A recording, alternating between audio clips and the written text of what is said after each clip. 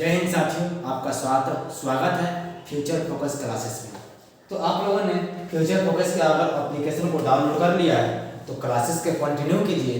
अगर आप पहली बार इस वीडियो को देख रहे हैं तो आप फ्यूचर फोकस के एप्लीकेशन को डाउनलोड कीजिए और अपने क्लास को कंटिन्यू कीजिए, क्योंकि आपके पास और मेरे पास भी समय अब काफ़ी कम बच चुके हैं।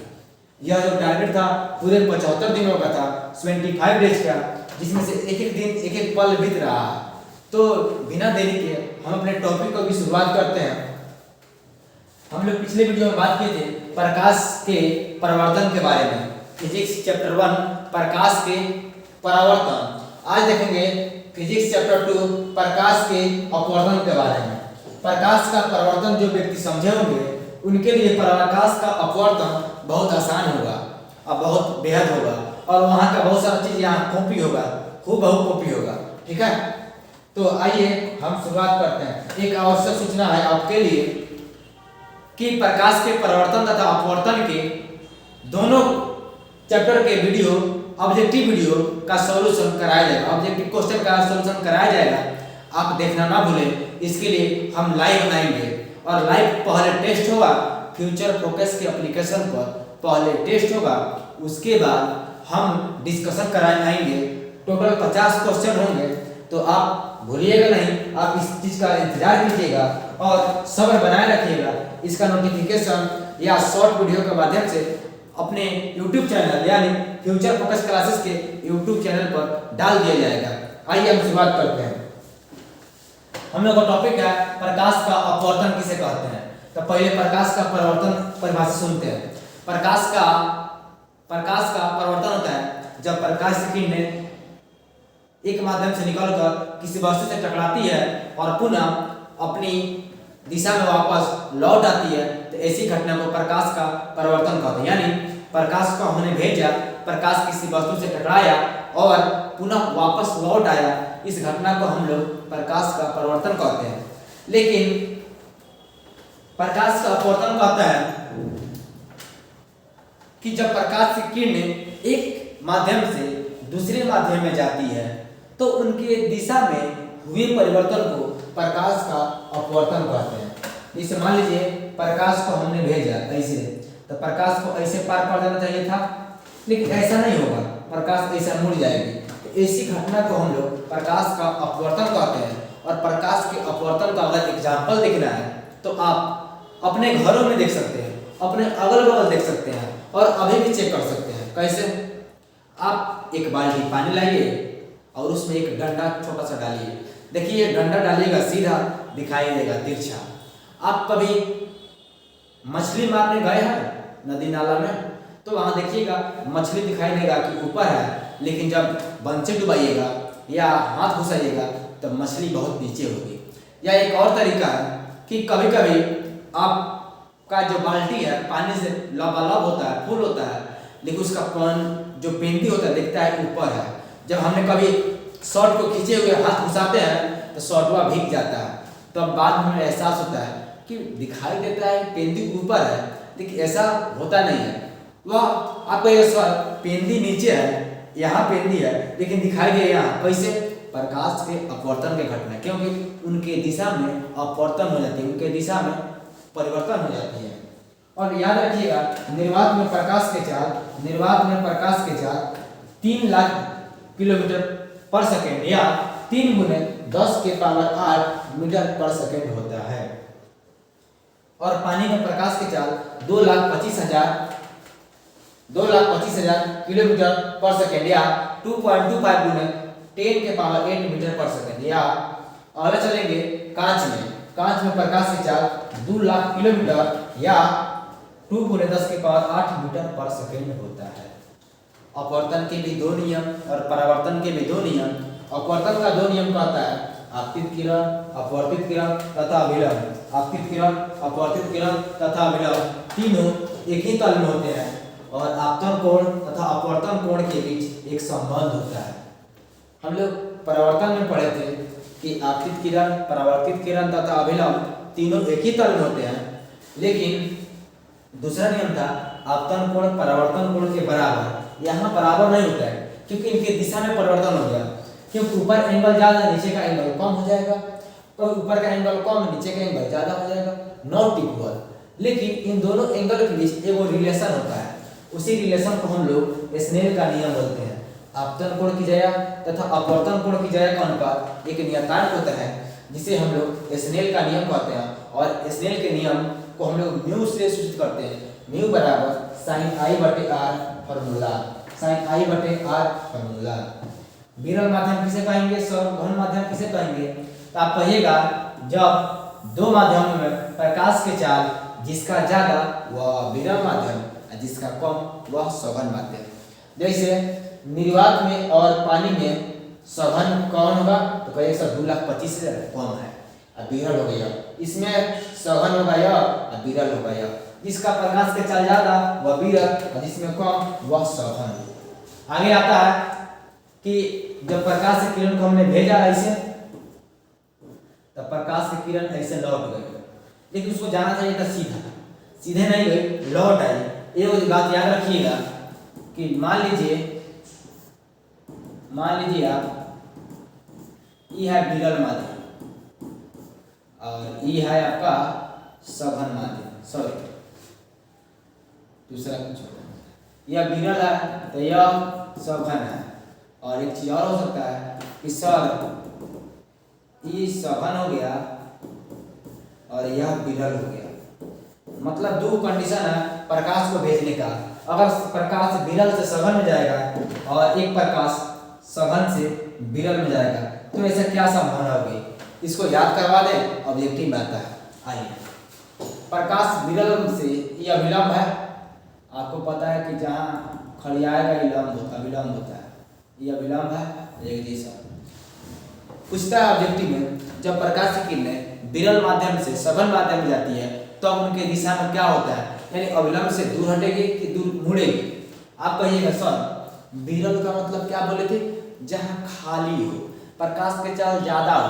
आप बताइए जहाँ खुला होगा आपको भागने में परेशानी की फास्ट, कहिएगा सर फास्ट, लेकिन जहाँ रुकावट हो, आप बताइए कि जहाँ जमीन बराबर हो वहाँ चलने में दिक्कत कि पानी में चलने में दिक्कत, तो ऐसा पानी में चलने में दिक्कत, ठीक है। तो विरल का मतलब सुनसान, कुछ भी नहीं है, पूरा खुला है, और सघन का मतलब कुछ रुकावट है। जब प्रकाश खुला से रुकावट में जाएगी तो दूर भागेगी, कहिएगा नहीं सर, तो यह अविलंब की ओर मुड़ जाएगी, तो यह अविलंब की ओर मुड़ जाएगी, इसको जाना था ऐसे अविलंब की ओर मुड़ जाएगी। लेकिन वही प्रकाश जब सघन से विरल में प्रवेश करेगी, जब सघन से विरल में प्रवेश करेगी तो वह अविलंब की ओर नहीं, अविलंब से दूर भाग जाती है, अविलंब से दूर भाग जाती है। बोले बात याद रहेगा, जब प्रकाश की किरणें विरल से सघन यानी खुला से रुकावट में तो रुकेगी, अविलंब की ओर आएगी, अविलंब की ओर, लेकिन रुकावट से खुला की ओर तो प्रकाश दे दानादार भागेगी। बात समझ में आया होगा। अब आता है आपतित किरण, तो जो आ रही है आपतित किरण, जो जा रही है अपवर्तित किरण। और आपतित किरण और अविलंब के बीच के कोण को आपतन कोण और अविलंब और अपवर्तित किरण के बीच के कोण को अपवर्तन कोण। जिस बिंदु पर लंब डाला जाए वह आपतन बिंदु, आपतन बिंदु पर डाले गए लंब को अभिलंब कहेंगे। यहाँ तक बात समझ में आया होगा। आगे आता है कि अपवर्तनांक क्या है, अपवर्तनांक क्या है, कहिएगा शून्य में प्रकाश के चाल तथा किसी माध्यम में प्रकाश के चाल के अनुपात को अपवर्तनांक कहते हैं। अच्छा क्या बोल दिया, शून्य में प्रकाश के चाल, शून्य मतलब निर्वात, फॉर्मूला हो गया कि अपवर्तनांक बराबर शून्य में प्रकाश के चाल बटा माध्यम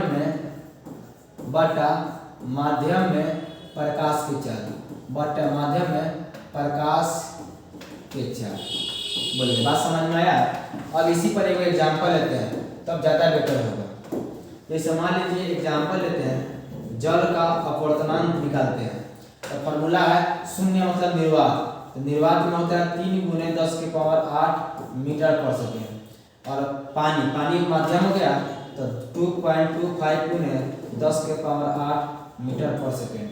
आप कहिएगा सर मीटर पर सेकेंड कैंसिल, 10 के पावर 8, 10 के पावर 8, ऊपर से कहिएगा सर 3 बच गया, नीचे 2.25 बच गया, ठीक है। कहिएगा जी सर दशमलव उड़ाइए, यहाँ 100 ला दीजिए, 25 चौका 100, 25 9 225, 3 3 जा 9, 4/3 बराबर 1.33 होता है। याद रहेगा आपको?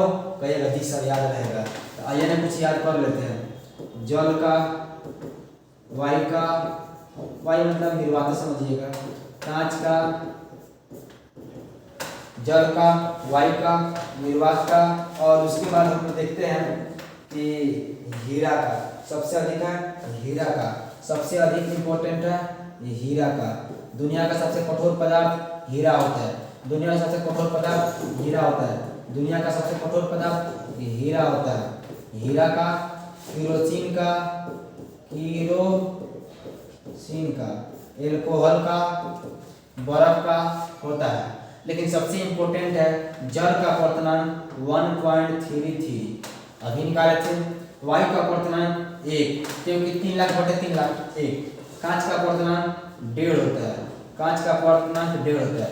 हीरा का अपवर्तनांक 2.24 होता है, और केरोसिन का अनुपात 1.44 होता है, 1.44 होता है। याद रहेगा आपको? कहिएगा जी सर। आपसे पूछता है ऑब्जेक्टिव में हीरा का अपवर्तनांक, तो बोलेगा 2.424। आज के एक चीज और याद रखिए, जिस पदार्थ का प्रकाश का चार्ज जितना ही ज्यादा, जिस माध्यम में प्रकाश का चार्ज जितना ही ज्यादा, उसका अपवर्तनांक उतना ही कम। अपवर्तनांक कम, प्रकाश का चार्ज ज्यादा। लिख दे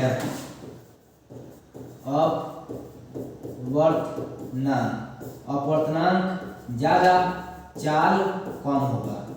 आप देखिए ना कि चाल है ज्यादा हीरा वायु का, निर्वात का, लेकिन अपवर्तनांक इसका कम। इसमें प्रकाश का चाल होता है 1,23,900 समथिंग होता है। हीरा में प्रकाश का चाल 1,23,000, लेकिन इसमें 3 लाख है तो 1 आया, इसका सबसे अधिक होता है। याद रहेगा? कहिएगा जी सर। आइए नेक्स्ट की ओर चलते हैं। अब होता है लेंस। लेंस क्या है? तो लेंस किसी पारदर्शक माध्यम का टुकड़ा होता है। लेंस किसी पारदर्शक माध्यम का टुकड़ा होता है। पारदर्शक माध्यम का टुकड़ा होता है। लेंस किसी पारदर्शक माध्यम का टुकड़ा होता है। और लेंस 2 प्रकार के होते हैं, एक होता है उत्तल लेंस, एक होता है अवतल लेंस। इसको इंग्लिश में बोलते हैं कॉन्वेक्स लेंस, इसको बोलते हैं concave lens. Convex lens, concave lens. याद रहेगा? कहिएगा जी सर याद रहेगा। Convex lens, concave lens. चलिए अब आपको यहीं पे डिफिनेशन देते हैं उत्तल लेंस का डिफिनेशन। एक है अवतल लेंस का डिफिनेशन। तब तक आपके लिए वो सवाल लगा देते हैं। कल पढ़ाया गया था दर्पण के बारे में। यह कौन सा दर्पण है और यह कौन सा दर्पण है? देखते हैं कितना विद्यार्थी कमेंट बॉक्स में सही आंसर दे पाते हैं। कल का वीडियो देखे होंगे तब तो अच्छा से दे पाइएगा। आप पहले से पढ़े हैं तब दे दीजिए ना। हम कहाँ कहते हैं कि पहले आप नहीं पढ़े हैं, पहले पढ़े तब वो दे दीजिए ना। तो कल बताया गया था आपको उससे उठा होगा, जिसका प्रदर्शक उठा होगा। देखिए ना प्रकाश इसी पर न पड़ेगा, उठल लेना है, ये हो गया उत्तल दर्पण। आई धसल है ना, प्रकाश पड़ेगा यही पर ना, प्रकाश यही पर पड़ेगा, ये धसल है तो ये हो गया अवतल दर्पण। आप लोग याद नहीं रखते हैं, याद रखिए एग्जाम में आता है उत्तल दर्पण का प्रदर्शक क्या होता है। अब आता है उत्तल लेंस और अवतल लेंस। कहिएगा सर पहले फिगर बना दीजिए आप। ई कौन सा लेंस? एक होता है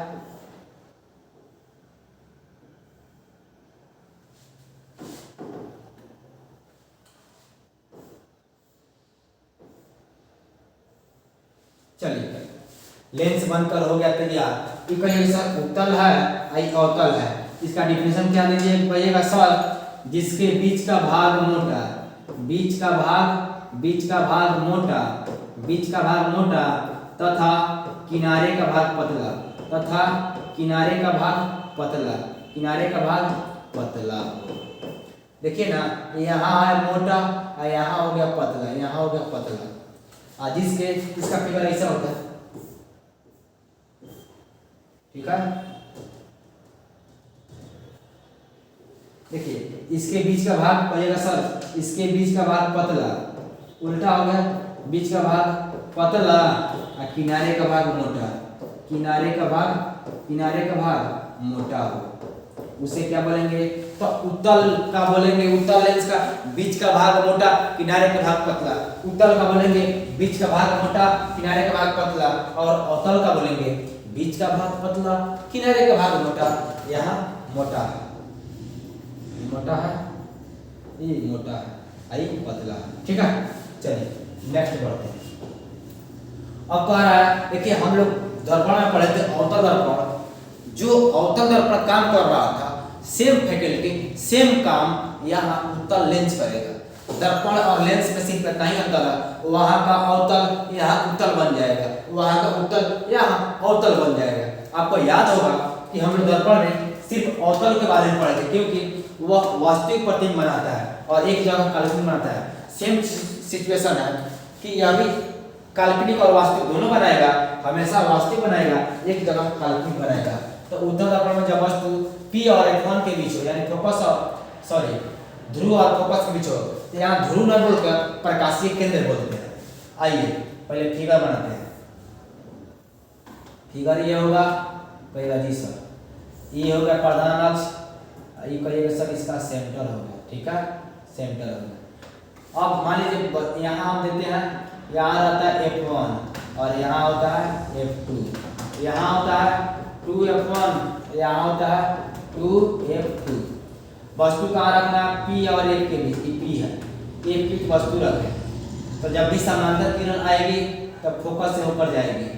एक वो प्रकाशीय केंद्र से लेके आ रहे हैं, एक वो प्रकाशीय केंद्र, सॉरी एक वो हम प्रकाशीय केंद्र से लेकर आ रहे हैं।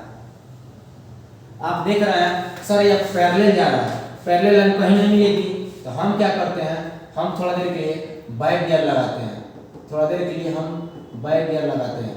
जैसे बैक गियर लगाया तो देखिए कि आगे चलकर यह मिल गया, जैसे मिला तो क्या बोलेंगे, इसको बोलेंगे सर ए बी है, और इसको वस्तु को ए डैश बी डैश, और वस्तु को ए या बी मान सकते हैं।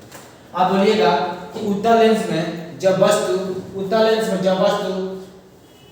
P और F1 के बीच हो तो उसका प्रतिबिंब लेंस के बाहर बनता है, लेंस के पीछे बनता है, लेंस के पीछे बनता है। तो लेंस के पीछे बनेगा तो काल्पनिक होगा। क्यों? एक और तरीका है काल्पनिक जानने का, आप अपने से मिलाएं, खुद से मिलाएं, आप अपने से मिलाएं, ठीक है। और यह कैसा होगा, तो काल्पनिक चीज सीधा होता है, काल्पनिक चीज सीधा होता है और वस्तु से यहाँ बड़ा, वस्तु से बड़ा, याद रहेगा। तो बोलिएगा उत्तल लेंस में जब वस्तु P और F1 के बीच हो तो उसका प्रतिबिंब लेंस के पीछे बनता है, जो काल्पनिक सीधा और वस्तु से बड़ा होता है। नेक्स्ट आता है जब वस्तु F1 पर हो। चलिए देखते हैं F1 क्या होता है। जैसे मान सपोज ये मेरा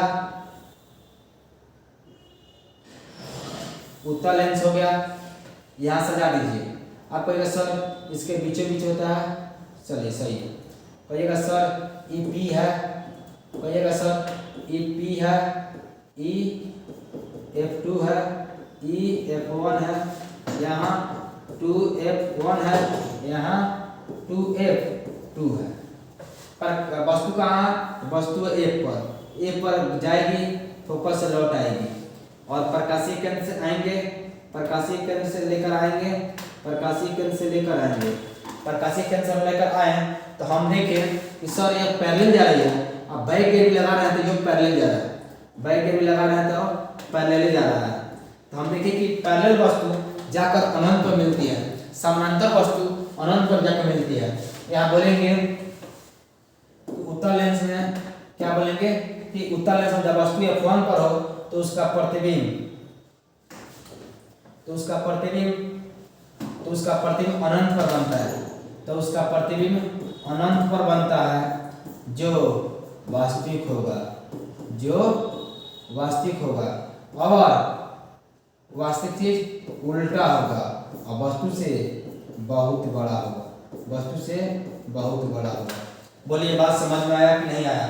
क्योंकि हम F1 पर रखे यहाँ तो ये मिलने की कोशिश नहीं कर रहा है। कहाँ चल गया? तो कहिएगा सर अनंत पर चल गया।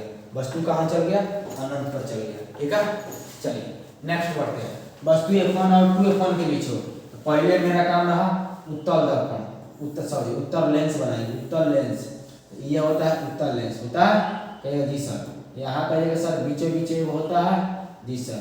P यहाँ F2 और यहाँ 2F2, यहाँ F1 और यहाँ 2F1। अब वस्तु कहाँ रखना है? तो आप कहिएगा सर वस्तु को रखिए आप 2F इसके और इसके बीच में, इसके और इसके, इसके और इसके बीच में। चलिए वस्तु रख दिए, वस्तु रख दिए। प्रकाश ऐसे गई, एगो प्रकाश कहाँ जाएगी? तो कहिएगा सर एगो प्रकाश तो फोकस से हो जाएगी।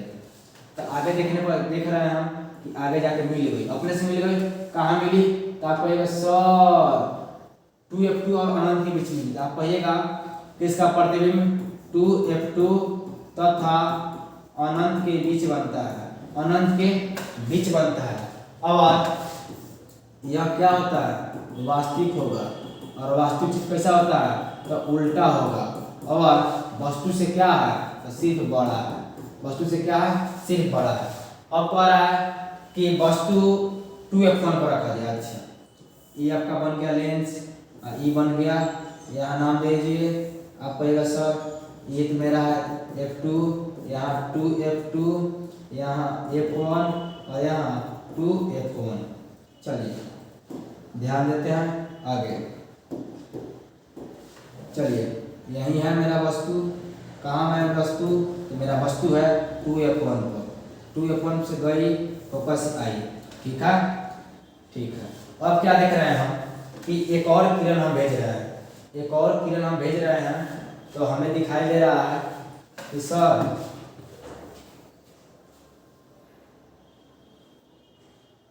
चलिए, तो हमें दिखाई दिया कि जब प्रकाशीय केंद्र से गई तो यहीं पे आके मिल गए। ये थोड़ा सा ऊपर नीचे हो गया क्योंकि हम तो बना रहे हैं, आप जब बनाइएगा तो स्केल लेकर बनाइएगा। हम क्या देखें कि हम देखें कि वस्तु जब 2F1 पर था तो उसका प्रतिबिंब 2F2 पर बन गया। इसको सेंटर बोलते हैं, इसको भी सेंटर बोलते हैं। तो क्या था? तो सर वास्तविक था, वास्तविक था। और वास्तविक चीज उल्टा होता है, और वास्तविक चीज उल्टा होता है। और एक बात और बताइएगा कि सर वस्तु के बराबरे हो गया, वस्तु के बराबरे हो गया। याद रहेगा? बोलिएगा जी सर याद रहेगा। बोलिएगा जी सर याद रहेगा। बोलिएगा जी सर याद रहेगा। बोलिएगा जी सर याद रहेगा। आशा करते हैं कि आप चीज़ों को समझ रहे हैं। आशा करते हैं आप चीज़ों को समझ रहे हैं। आशा करते हैं चीज़ों को आप समझ रहे हैं। ठीक है, कोई दिक्कत होगा जरूर बताइएगा। अब वस्तु रखते हैं 2F1 और अनंत के बीच। तो मेरा ये उत्तल दर्पण हो गया, उत्तल दर्पण हो गया, सॉरी उत्तल लेंस हो गया। यहाँ मेरा F1, यहाँ 2F1, यहाँ F2, यहाँ 2F2। चलिए वस्तु मेरा इस पर है, अनंत इधर हो गया ना, इसे प्रकाश आई तो ऐसे गई। ठीक है, एगो प्रकाश देखे हम, एगो प्रकाश देखे कि ऐसे आई, ऐसे टकरा कर कहाँ मिली? आप कहेंगे सर 2F1 और F2 और 2F2 के बीच मिल गई। कहाँ बन गई? कहिएगा सर इसका प्रतिबिंब बना F2। बोलिए पहले, बोलिएगा क्या बोलिएगा? कहिएगा सर F2, कहिएगा F2 तथा 2F2 के बीच बन गया। 2F2 और 2F2 के बीच बन गया, जो कैसा था? कहिएगा सर वास्तविक था। और वास्तविक चीज उल्टा होता है, वास्तविक चीज उल्टा होता है और वस्तु से कहिएगा सर छोटा हो गया, वस्तु से छोटा हो गया। अब एक लास्ट कंडीशन है, वस्तु को अनंत पर रखते हैं। ये मेरा क्या हो गया, उत्तल लेंस हो गया, यहाँ हो गया f1, यहाँ हो गया 2f1, यहाँ हो गया f2 और यहाँ हो गया 2f2। ठीक है, ठीक है। चलिए वस्तु को अनंत पर रखते हैं तो मान लेते हैं समानांतर आया तो फोकस होकर गया, मान लेते हैं समानांतर आया तो कहाँ गया, फोकस होकर गया। जब दोनों किरण कहाँ मिला, फोकस पर, कहिएगा उसका प्रतिबिंब f2 पर बनेगा जो वास्तविक होगा, वास्तविक होगा और उल्टा होगा और वस्तु से बहुत छोटा, बहुत छोटा। क्यों छोटा बोल दिए, आप कहिएगा सर वस्तु था अनंत पर था, हमें दिखाई नहीं दिया, लेकिन प्रतिबिंब बन गया फोकस पर f2 पर बन गया, यानी हमें वो दिखाई दे रहा है। तो आशा करते हैं आपको समझ में आ रहा होगा। इसमें से एक 2 नंबर का सवाल पक्का रहता है। उत्तल लेंस को अभिसारी लेंस कहते हैं क्यों, और अवतल लेंस को अपसारी लेंस कहते हैं क्यों, हम भी लिख लेते हैं। अवतल को अपसारी लेंस कहते हैं, अपसारी लेंस, और उत्तल को अभिसारी लेंस। कहिएगा मुख अक्ष के समानांतर लेंस, मुख अक्ष के समानांतर आती हुई प्रकाश किरणें लेंस से अपवर्तन के बाद मुख्य फोकस पर मिलती है। क्या कहिएगा, कहिएगा सर मुख्य फोकस पर, मुख्य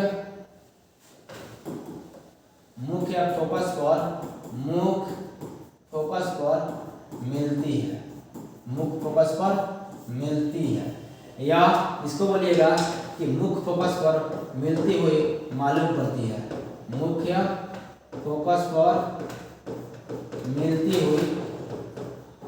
हुई मालूम पड़ती है, मिलती हुई मालूम पड़ती है।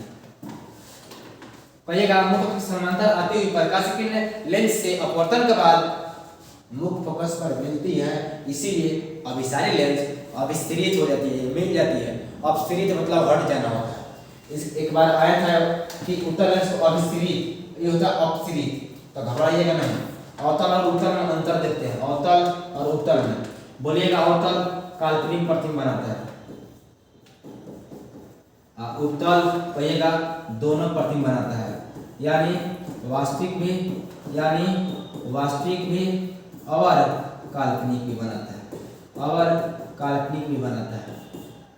ठीक है, अच्छा ये कहिएगा वस्तु छोटा होता, सॉरी वस्तु से प्रतिबिंब छोटा होता है। इसमें का जो प्रतिबिंब है छोटा होता है, प्रतिबिंब है वह छोटा होता है। इसमें का जो प्रतिबिंब है यह छोटा भी होता है, बड़ा भी होता है और बराबर भी होता है।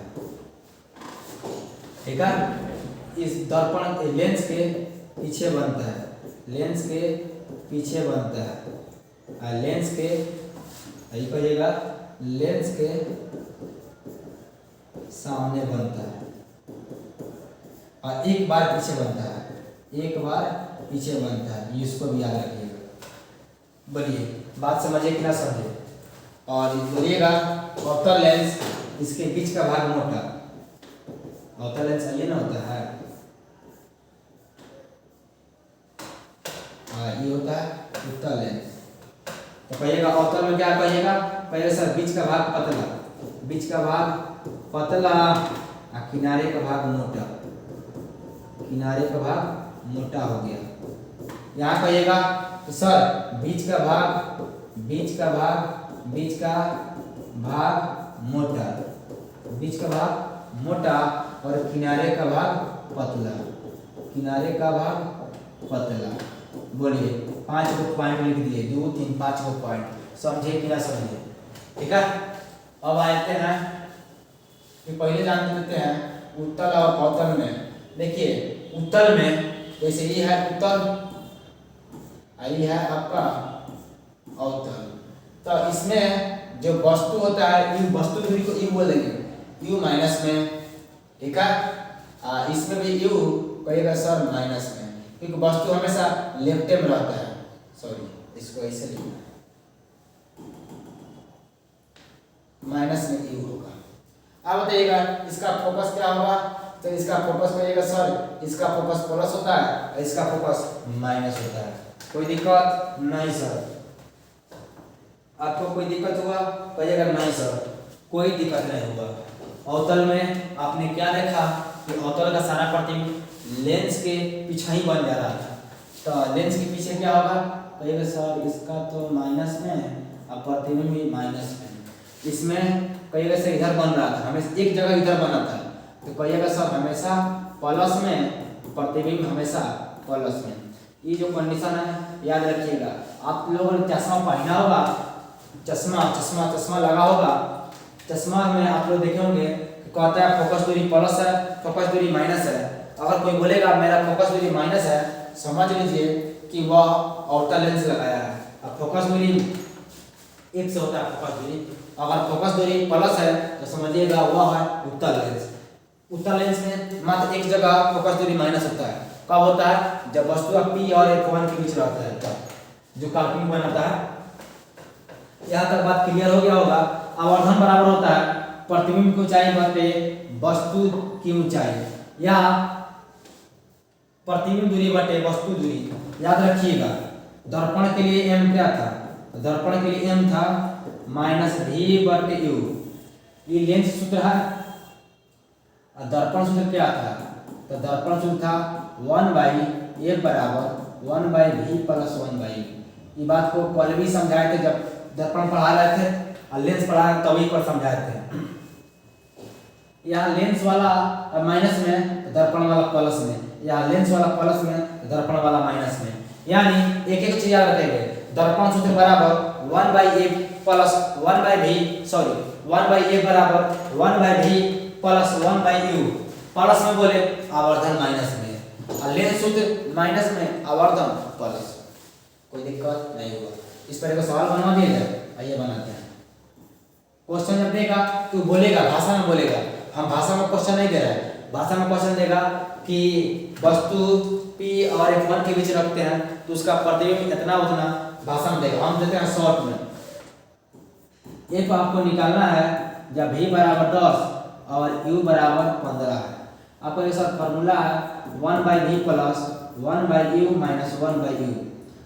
रखिए फार्मूला को भाई, 1/10 माइनस 1/15, 1/f1 बराबर, आप बोलेगा सर 30 एलसीएम, 10 × 30, 15 × 30, बोलिएगा 1/30। तो आप बोलेगा सर एक बराबर आ गया 30, बोलिए एक प्लस की माइनस, एक प्लस में, एक प्लस में आया, इसका मतलब है यह अवतल उत्तल, बोलिएगा उत्तल। आप बात समझ गए, एक माइनस तो अवतल, एक प्लस तो उत्तल। आवर्धन भी समझ गए, बोलिए यहाँ तक कवर कर लिए। लगभग आपका टॉपिक खत्म होता है, 100% थ्योरी होता है खत्म। आपको शुरू में समझाए थे कि चैप्टर 1 और चैप्टर 2 के 50 इंपॉर्टेंट क्वेश्चन प्रीवियस ईयर के ऑब्जेक्टिव सॉल्यूशन कराएंगे। उसका पहले होगा फ्यूचर फोकस के एप्लीकेशन पर टेस्ट होगा, उसका फ्यूचर फोकस के एप्लीकेशन पर टेस्ट होगा, और टेस्ट के बाद आपको सॉल्यूशन कराएंगे जो आपको एग्जाम में हूबहू लड़ने का चांस है, या आप जो थ्योरी पढ़े उस आधार पर वह सवाल लिखा गया प्रीवियस ईयर का सवाल है। तो आप इंतजार कीजिए और आपको सूचना जरूर मिलेगी। तब तक के लिए हम आपसे विदा लेते हैं। Thank you so much, bye bye, take care, शुक्रिया।